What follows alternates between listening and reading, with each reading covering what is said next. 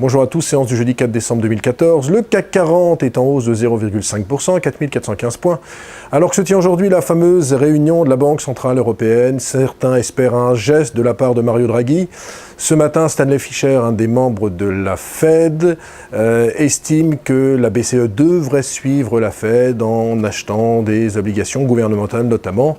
Alors je ne sais pas si le membre de la Fed va influencer le membre de la BCE, mais en tout cas, on a l'impression que certains investisseurs parient sur cet événement, c'est-à-dire un quantitative easing à l'européenne. D'ailleurs, sur le marché d'échange, l'euro est à son plus bas depuis 2 ans.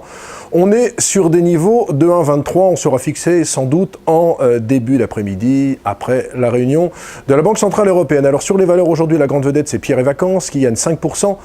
Après des pertes qui se sont réduites sur l'exercice 2013-2014, une perte de 27 millions d'euros, mais ce n'est pas ça que retiennent les investisseurs, c'est surtout une déclaration de Gérard Brémond, le patron du groupe, indiquant qu'il est en pourparlers avec un groupe chinois. Alors est-ce qu'il y aura un partenariat stratégique, un partenariat capitalistique? Toutes les options sont ouvertes. Et certains se disent que comme la valeur vaut 0,5 fois son chiffre d'affaires, si l'opération se faisait, elle se ferait beaucoup plus haute, pas sur des niveaux de 23-24 euros, mais sans doute sur des niveaux de 40 à 42 euros. C'est ce qui explique la spéculation du jour. Autre valeur qui se distingue, c'est Mersen, l'ex-Carbone Lorraine. Une journée investisseur aujourd'hui marquée sous le signe de l'optimisme, avec une prévision d'un chiffre d'affaires d'1 milliard d'euros à horizon 2018. On en est encore loin, mais vous savez que du côté des grands groupes, on adore faire des prévisions à 2018, 2020, 2025, 2030, et finalement, ça séduit les investisseurs, donc bonne performance de Mersen.